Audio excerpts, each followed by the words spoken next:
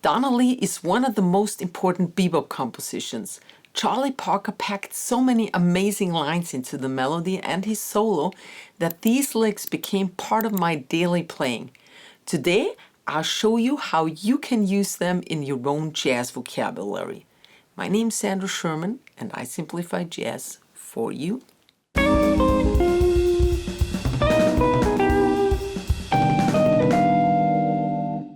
This first lick shows Parker's approach to a 2-5-1 in A major. What's really fascinating is how he combines unaltered and altered tensions over the dominant chord.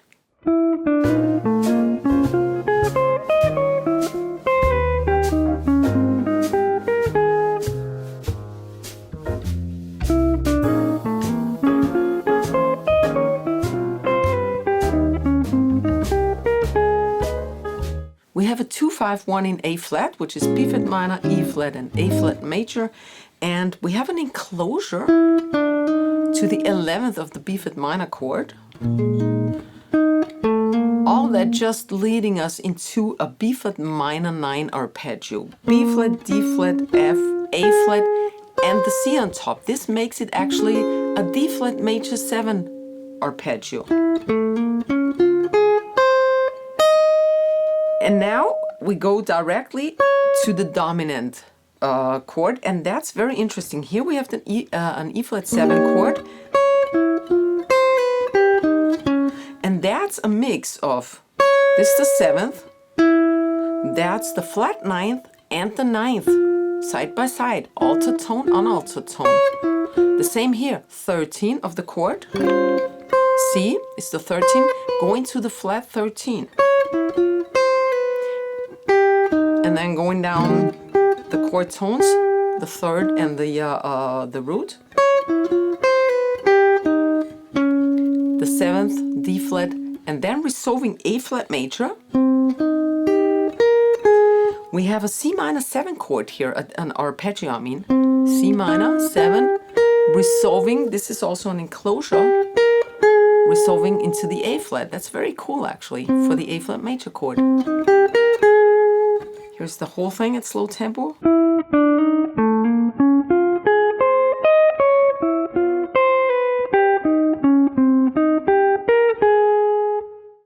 To get the most out of these licks, make sure that you can move them separately, the 2 chord, the 5 chord, and the 1 chord, so all the parts of the lick, to different keys, and also the whole lick all together. So here's how you do this.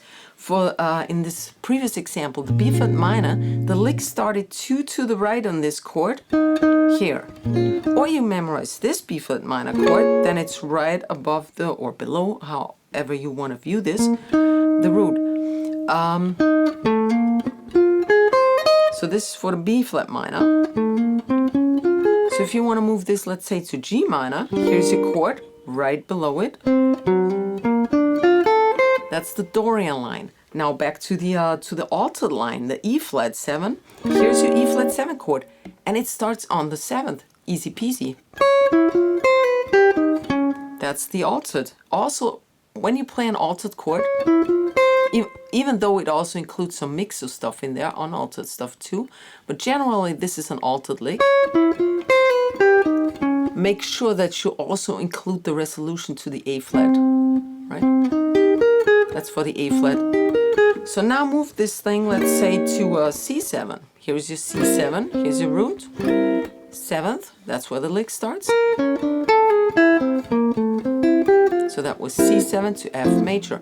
And if you want to learn only that major lick at the end, then this is your root, your chord, A flat major. And we start from the 3rd and end on the root. So if you want to move this, let's say, to E flat major, here's E flat, start on the 3rd. So you learn bits by bits, and then the whole thing together, of course, also to move it to different keys and positions on the fretboard. For a systematic approach to jazz guitar, check out my jazz starter packs. The link is in the video description or bio. This lick is a variation of the previous one. It's a great example of how you can get 2 different ideas out of the same concept. Here using a D flat major 7 arpeggio over the B flat minor chord.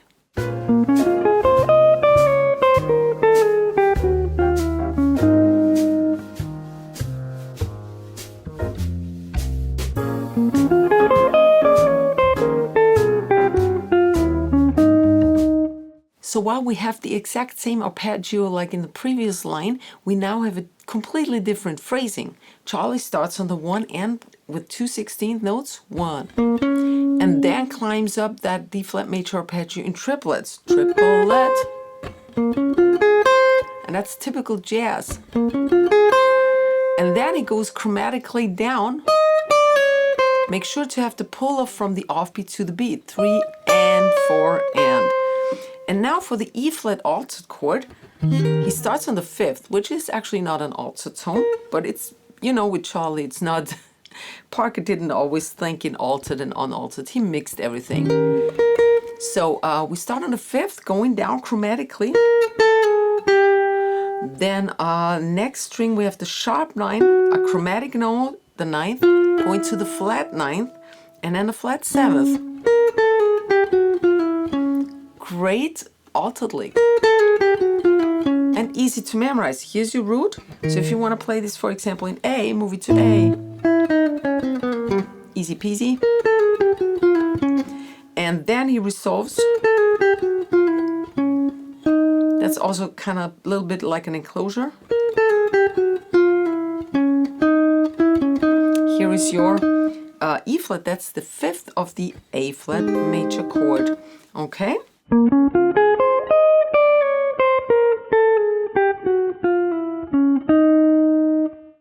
Charlie Parker also used tritone substitutions. This next lick outlines a short 2/5 cadence, slipping in a tritone sub to create a smooth transition.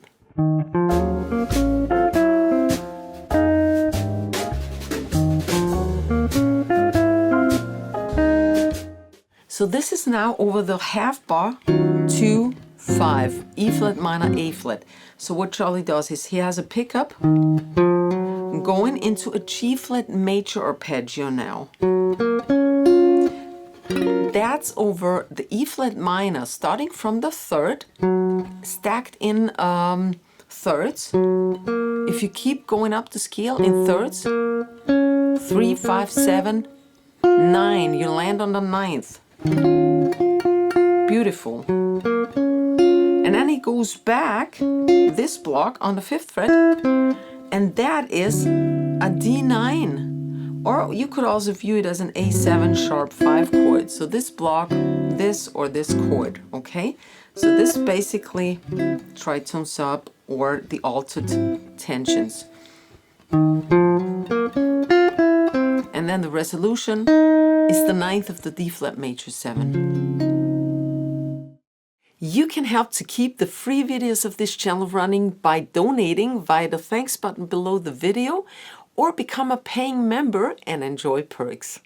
Parker also weaved in a lot of chromatics into his playing. This lick shows how Parker colors the 1 major 7 chord with the plain Ionian scale, but enriches it with chromatic passing tones.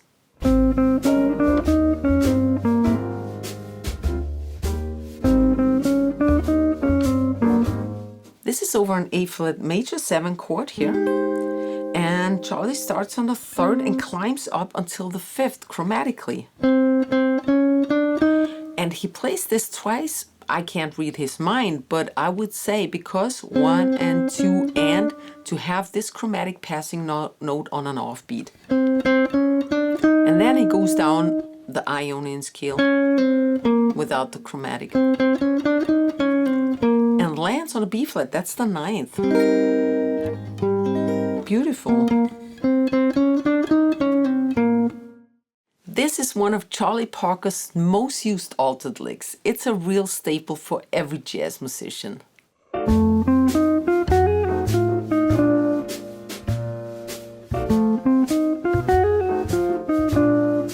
This is over the F7 altered chord.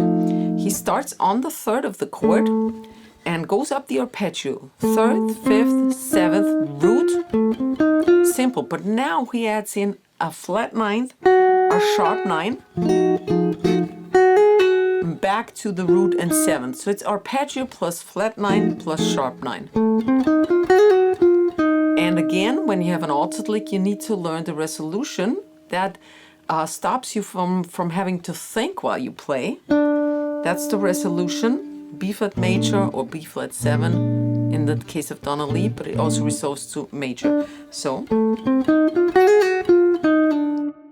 later he reuses the same idea in a 2-5-1 setting, showing how he reshaped material to fit different spots.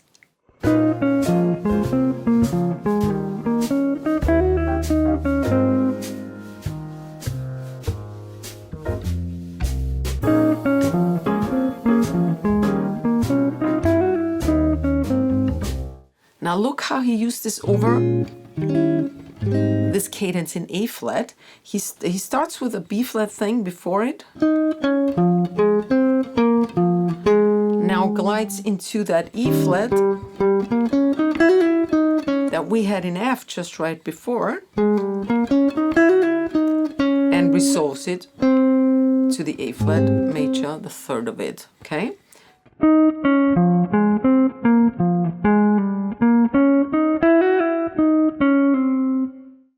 Here he combines both the Mixolydian scale and the Mixo sharp 11 sound and boldly lands on the sharp 11. That's a strong statement, and Wes Montgomery did that too sometimes.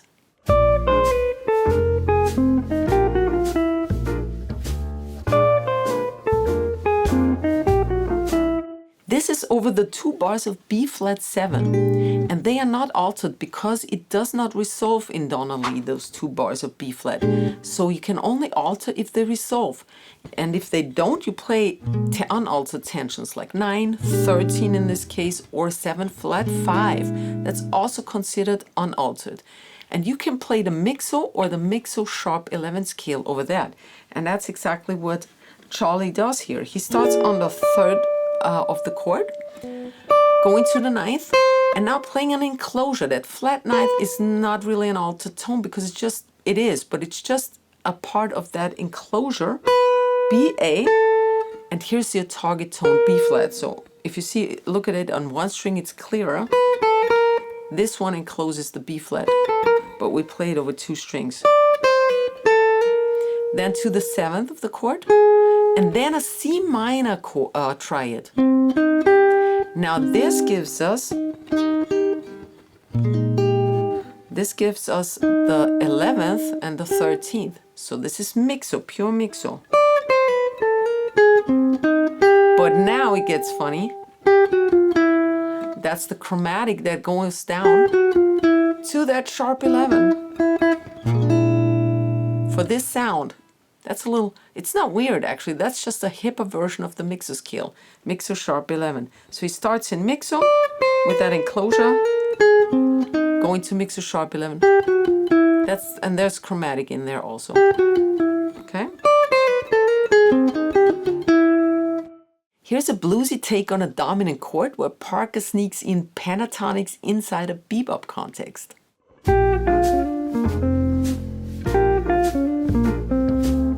So this one's a really short one, but you also need short fragments so you can improvise more freely.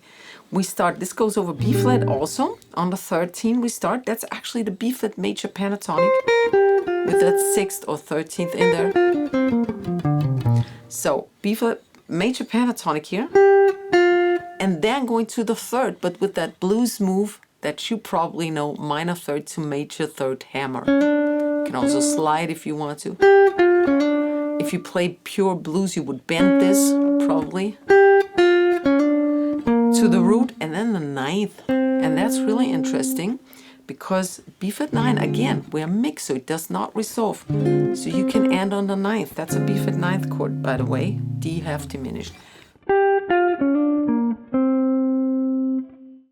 This one is over a minor 2-5-1 cadence. He uses the Locrian scale over the half diminished chord and the Phrygian dominant over the altered dominant chord to land on the minor tonic.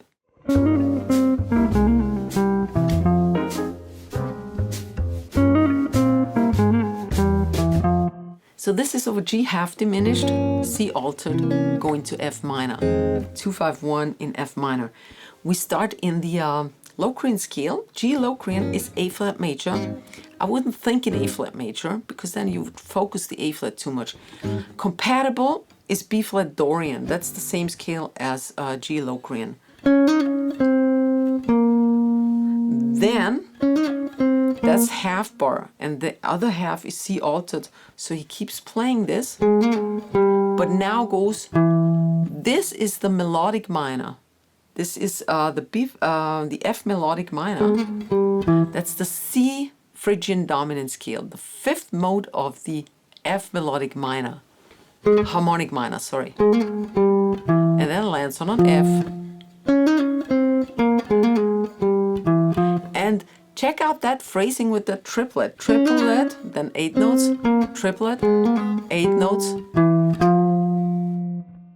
Here Parker uses a diminished arpeggio over an altered dominant chord to set up the resolution into the minor tonic.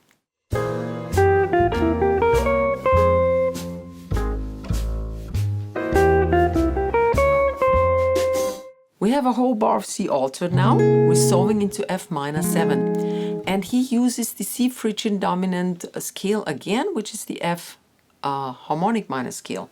He starts on the fifth of the chord of C7, the fourth, so that's typical harmonic minor. And then he goes into the diminished triad. So from the E, that's the third of the chord, okay? You can play a diminished chord or arpeggio from every chord tone of the altered chord except the root. So you can start one on the third, that's the third. You could start one from the fifth, from the seventh, and not from the root but from the flat ninth. So that's the rules for playing a diminished over a dominant chord. And he plays that in triplets. And then resolves to the fifth of F minor 9 or 7.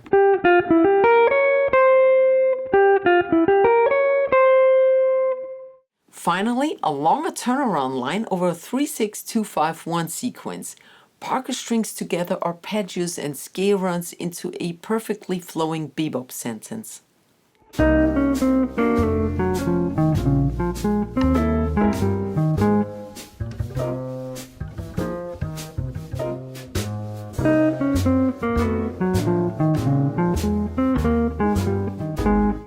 We're in a key of A flat and we have a 3, 6, 2, 5, going back to 1. So the 3 chord is in the key of A flat, so you play the A flat scale over it. That's C Phrygian. You could play C Dorian also because basically 3-6, C minor F, is also a 2-5 in its own microcosm. But Charlie played Phrygian over that, so just think A flat major. And that's why the D flat is in there, the flat ninth of the C minor. Just the A flat scale, going to that third of F7. He landed straight on the chord tones, beautiful. A flat 9, root, flat 7th. You should also memorize those little bits and fragments. You're free to improvise them if the lines are not that long. So memorize that over F and move it to all keys. Now for the B flat minor, we play D flat major. We had this in the beginning, but now we play it down here because that's B flat minor 9 basically. That's the ninth of B flat minor. And I'm going to E flat. That's the mixer scale, so it doesn't alter it. So sometimes he does, sometimes he doesn't, sometimes he does both in one. Here he just plays mixo, that's A flat major again. And then land straight on the A flat, okay?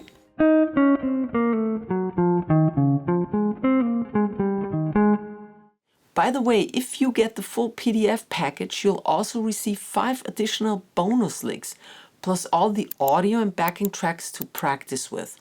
Please check out my soloing and artist licks playlist here on YouTube. I do have a Charlie Parker lesson here actually.